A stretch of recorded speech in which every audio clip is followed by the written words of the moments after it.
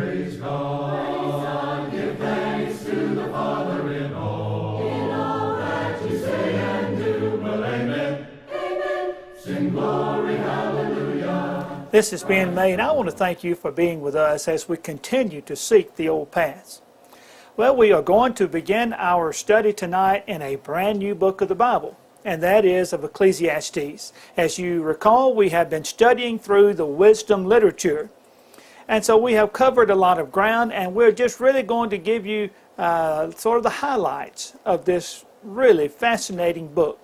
And as always, I encourage you to study further on your own, and hopefully you have the study guide that has been made available, which is Give Us a King. Now, the last half of this book, roughly, has been the wisdom literature, and it's included in the book about the United Kingdom, because that's when most of it was written down. It didn't all happen then, but it was mostly recorded during the days of David and Solomon. Now we have gone through several categories of Bible history. Remember, we have divided the Bible into 17 categories. Now here's a chart that you have seen several times if you've been with us very often. And we started with the creation, and then the flood, scattering of the people, the patriarchs, the exodus from Egypt, the wandering, the conquest of Canaan, the judges, and now the United Kingdom. Now our next period of study will be the divided kingdom. Now let me mention now, if you have not yet ordered your workbook, your study guide on the divided kingdom, why not go ahead and do that? Use that phone number or that email address or mailing address, and you will find that this completely free of charge. We'll get one of these very nice study guides, reference books to you, and I think you'll be glad to have it in your library as you, from time to time, come back to the things that are covered in here, and you've got great resource material, reference material for your study. Just like tonight with Ecclesiastes. There's so much more in our study guide that we just don't have time to cover it with the time frame that we are working within. And so as we go back to our chart now, next again is the divided kingdom. And again, order that book if you haven't done so. And then after that is Judah alone. Now this same book will cover that time period as well. And then there's the captivity, the return from captivity, and that ends the Old Testament as far as the writing of it is concerned. Now the Old Testament remains God's plan for the Jewish people until we come now through what's called the years of silence. That's 400 years where there's no inspired writings from God. And then that is broken by the life of Christ as we come to our New Testament. And then the early church and letters to Christians, and there we are at the book of Revelation, from Genesis to Revelation. And so I hope that you'll stay with us, and if this is your first time, this is a good time to start because we're covering a brand new book. Now, as we look again at where we are, remember we talked about Job, then Psalms, then Proverbs. Tonight is Ecclesiastes. Then we will go to the Song of Solomon, and after that we'll begin our new book. So it's almost here. You think about Ecclesiastes. Ecclesiastes is sort of a strange sounding word, isn't it? And as you turn in your Bibles there, remember Psalms, Proverbs, and then Ecclesiastes. You'll see that it's not a very large book. In fact, you'll find that it has 12 chapters. The word Ecclesiastes comes from a Hebrew word that is koheleth. The word means preacher. In Ecclesiastes, it is the koheleth that addresses us. In fact, he says, the words of the preacher, the son of David, king in Jerusalem. Again, that word that is translated in English, preacher, in Hebrew is the koheleth. Now the writer himself identifies himself as Solomon. It seems that with almost every book of the Bible, there's somebody that wants to argue about who wrote it. Now admittedly, there are a few that it's a little bit hard to tell. But with Ecclesiastes, I don't think it should be. And yet there are those who want to write books about who wrote Ecclesiastes. But notice what the writer himself says. As we just read in chapter 1 and verse 1, he says he's the son of David, king in Jerusalem. Now you recall from our recent study of David that Zion or Jerusalem was known as his city. Well, then he says in verse 12, I, the preacher, was king over Israel in Jerusalem.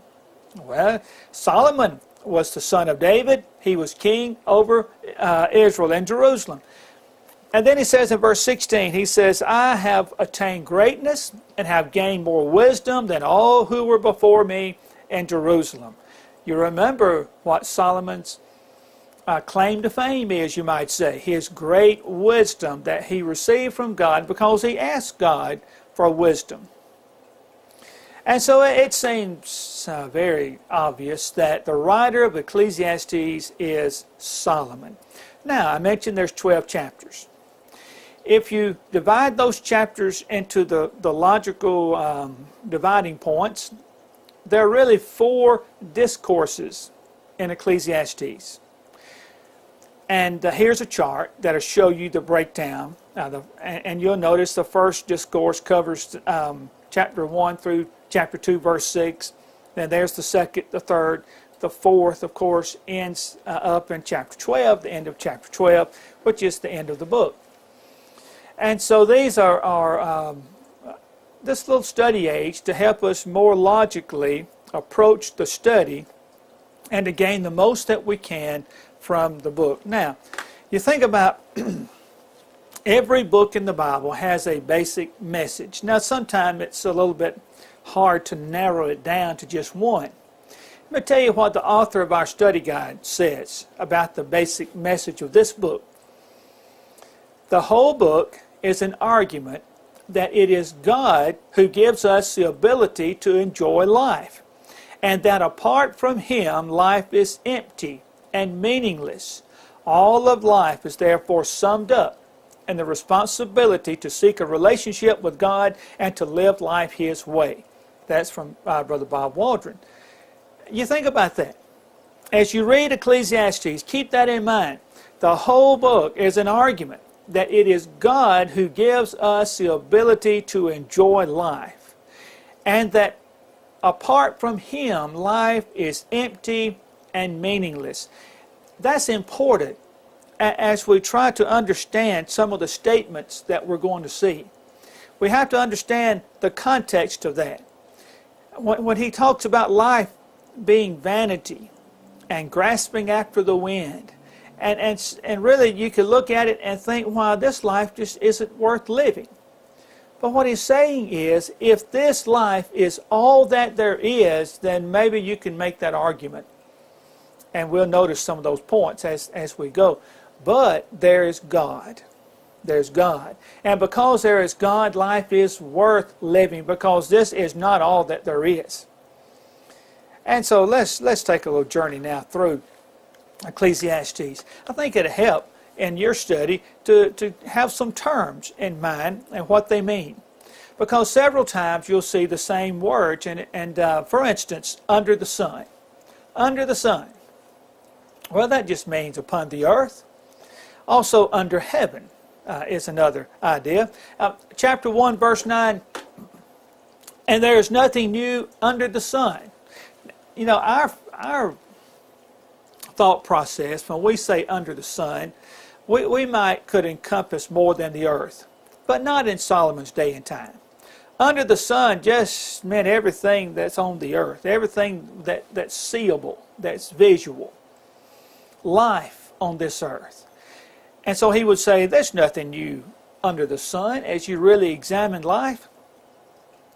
There's a pattern to it. There's an ebb and flow of life. Now, he's not meaning to say nothing new will be invented. No, that's not his point.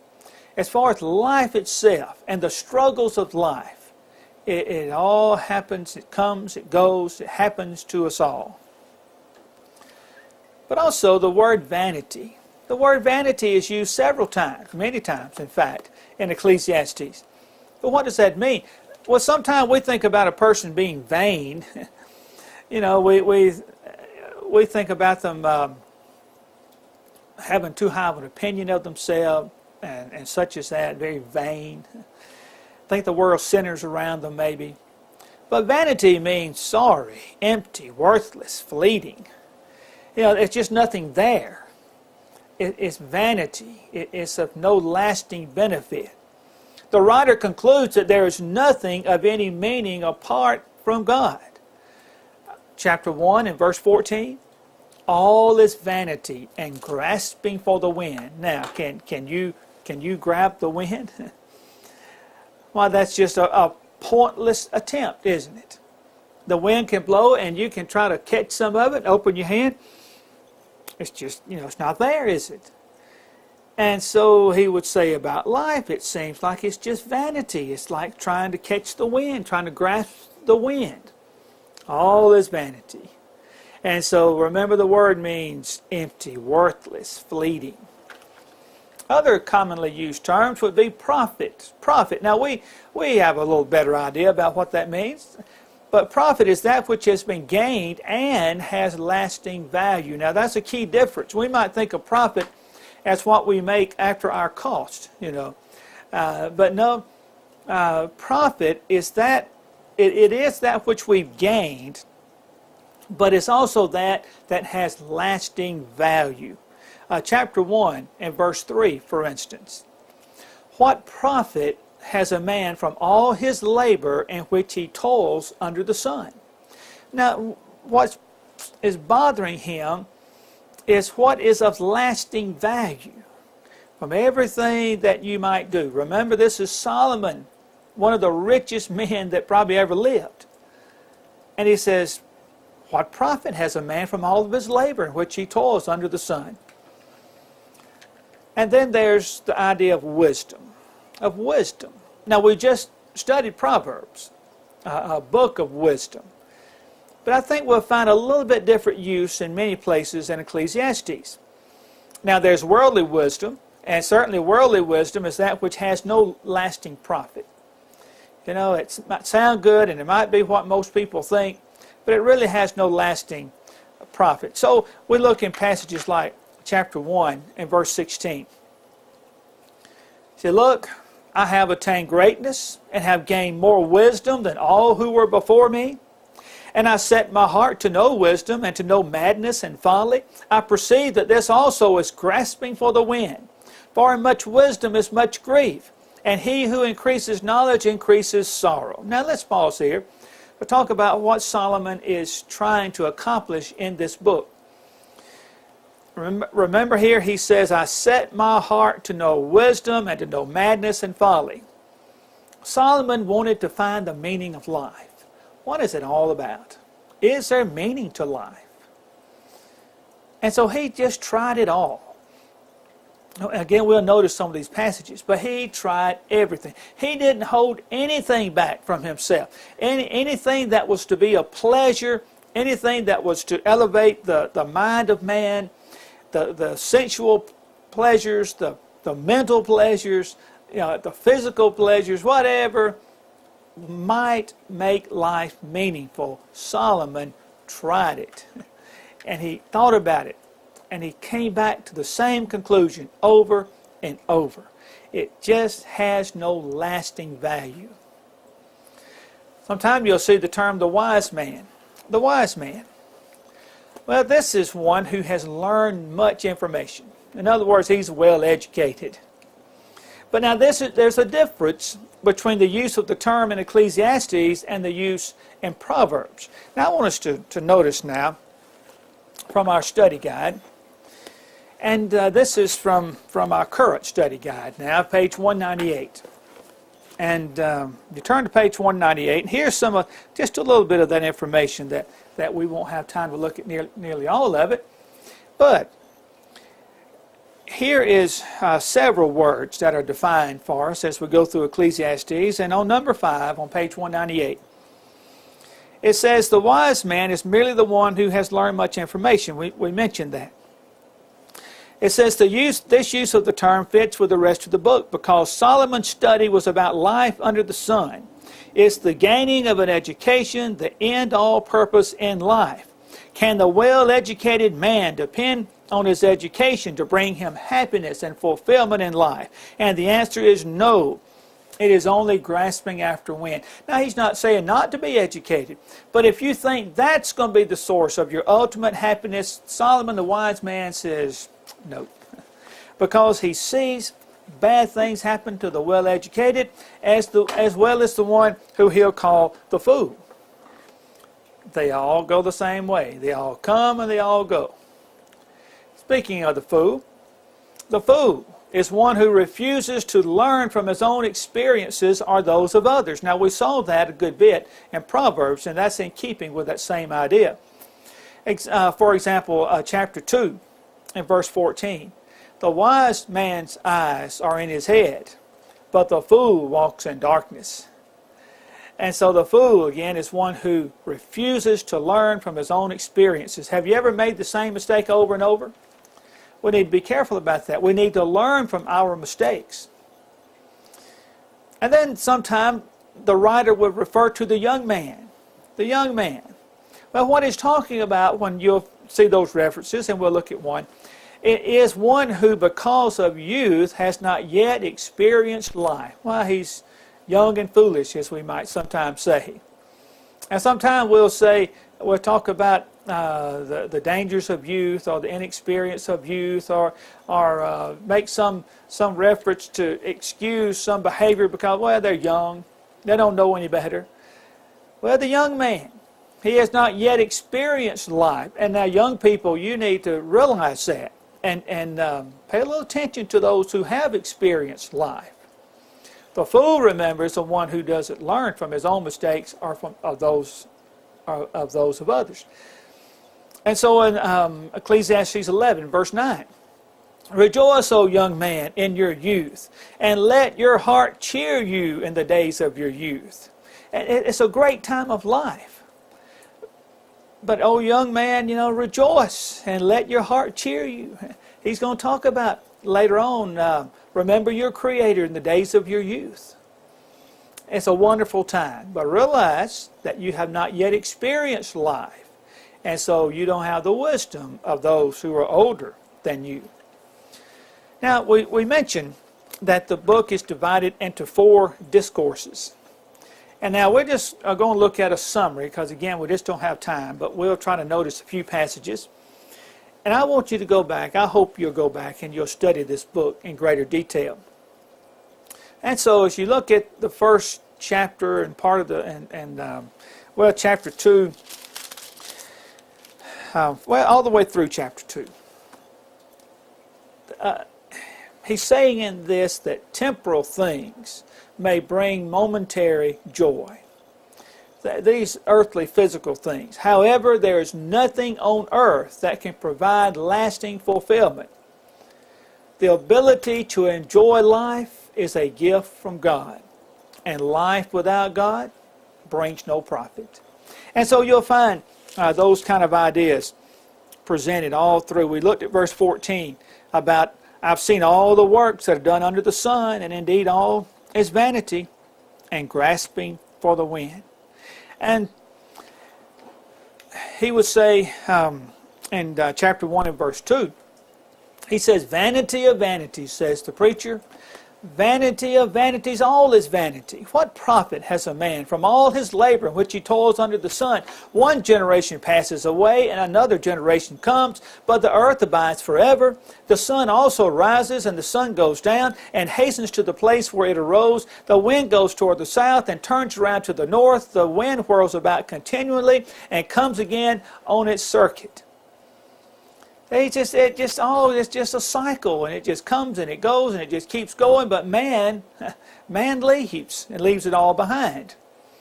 In chapter 2, in verse 18, he said, then I hated all my labor in which I had toiled under the sun, because I must leave it to the man who will come after me.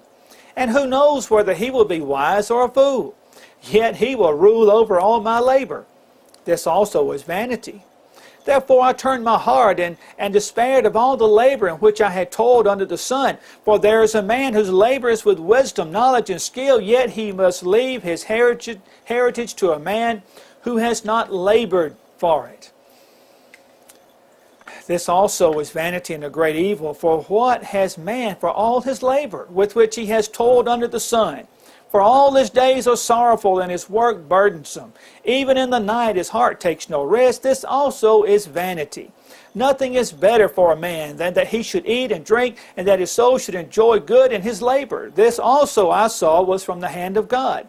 For who can eat, or who can have enjoyment more than I? And so you see, the wise man is just thinking through all the circumstances of life. And so he finally sees that to enjoy what he does have while he has it, well, that's a gift from God. And he ought to take it that way. For it says, as we continue that passage, for God gives wisdom and knowledge and joy to a man who is good in his sight, but to the sinner he gives the work of gathering and collecting, that he may give to him who is good before God. This is also vanity and grasping for the wind. And then we go to the second discourse, which starts in chapter 3. He says, God has a plan and is in charge. That's important. Man has an innate desire to understand God's plan. Although he searches continually, he will never have complete understanding. Man must therefore depend upon God. Do you see the thought process he's going through here? It is so important for us to realize God has a plan. He has a plan. Oh, we can't figure it all out. We don't know what it's all about. You know, God can see the end from the beginning. We cannot. And we must therefore have faith and trust in our God. And so in Ecclesiastes 3 and verse 10, I have seen the God-given task which the sons of men are to be occupied. He has made everything beautiful in its time. Also he has put eternity in their hearts, except that no one can find out the work that God does from the beginning to the end. I know that nothing is better for them than to rejoice and to do good in their lives, and also that every man should eat and drink and enjoy the good of all his labor. It is the gift of God. And then he says, in the third discourse, he says, God's in control. It starts in chapter 6. God is in control. It is only through Him that man can find meaning in life. Prosperity is not necessarily a blessing. Sometimes we think the rich have it made, but we haven't been in their shoes. And the wise man says they have their own trouble, their own sorrows. That, riches do not do away with the problems of life. So in Ecclesiastes 6 and verse 1, there is an evil which I have seen under the sun, and it is common among men. A man to whom God has given riches and wealth and honor, so that he lacks nothing for himself of all he desires, yet God does not give him power to eat of it. But a foreigner consumes it. This is vanity, and is an evil affliction. Chapter 7 and verse 13, consider the work of God, for who can make straight what He has made crooked? In the day of prosperity, be joyful, but in the day of adversity, consider it. In other words, learn from it. Surely God has appointed the one as well as the other, so man can find out nothing that will come after him. So enjoy. When times are good, enjoy it. When times are not so good, learn from it. Learn from it. And then the fourth discourse, which takes us to the end of the chapter. Starts in chapter 8, verse 16. Man will never understand all God does. We get in trouble. We get in trouble when we think we can figure it out ourselves, or when we think we know what God is doing or what He should be doing. No, the wise man says you'll never understand all that God does. Life's mysteries should not affect man's ability to enjoy it. Just because we can't figure it out doesn't mean we can't enjoy it. In the end, man must give an account to God for all his deeds, because that's the conclusion of the matter. Fear God and keep His commandments. And you think about that. After the wise man, Solomon, set out in chapter 1 to find the meaning of life, the more he looked and the more he tried to find it, the more it was like trying to grasp the wind. Why, people come and they go. just like animals, come and they go. And you work hard, and you develop, and you build up some things, and what do? You go, and you leave it to somebody else. And then that somebody else, who knows what they'll do with it? They may not have the wisdom and the work ethic that you had. Don't we see this in life today? You find a generation that works so hard, and maybe become wealthy, and then their children blow it because they didn't come up working hard and having to make it work. They didn't have the same wisdom, or maybe they didn't have the same circumstances. But in any event, Solomon says this is just vanity. But he says in the end, what's going to matter is our life before God. Because that's the conclusion he comes to. Fear God and keep His commandments. That is it. That is the sum of all his search for the meaning of life. And so in Ecclesiastes 8 and verse 16, he said, when I applied my heart to know wisdom and to see the business that is done on earth, then I saw all the work of God, that a man cannot find out the work that is done under the sun. And then chapter 11 and verse 9, rejoice, O man, in your youth, and let your heart cheer you in the days of your youth. Walk in the ways of your heart and in the sight of your eyes, but know that for all these, God will bring you into judgment. Yeah, that's great advice to young people. Enjoy being young, but don't be young and foolish. Don't think somehow your youth excuses you in doing wrong. Enjoy the good health, enjoy the energy, and enjoy the young days maybe of your marriage and your children growing up. Those are wonderful times. But in all of this, know that God will bring you into judgment. So you never forget God. And so he says in chapter 12 and verse 6, remember your Creator before the silver cord is loosed, or the golden bowl is broken, or the pitcher shattered at the fountain, or the wheel broken at the well. Then the dust will return to the earth as it was, and the spirit will return to God who gave it. All of those expressions are metaphors for the coming of old age, when things just don't work like they used to. But he says in chapter 12 and verse 13, let us hear the conclusion of the whole matter. Fear God and keep His commandments, for this is man's all. For God will bring every work into judgment, including every secret thing, whether good or evil. Do you see? He says, this is it. This is the summation of his lifelong quest to know it all, to know what is the purpose of life. Here it is. Fear God and keep His commandments, for this is man's all. What about you? What about me? Do we live our life realizing that one day God will bring every work into judgment, including every secret thing, whether good or evil? Let's live a life that is pleasing to God. Let's seek the old paths where the good way is and walk in it. Then we will find rest for our souls. Thank you so much for being with us. Join us next time as we go to that just seldom used book of the Bible, the Song of Solomon. And let's always seek the old paths. A blind man sat by the road and he cried. A blind man sat by the road and he cried. A blind man sat by the road and he cried. He cried, oh, show me the way. Show me the way. Show me the way. The way to go home. A woman sat by the well and she cried. A woman sat by the well and she cried. A woman sat by the well and she cried. She cried, oh.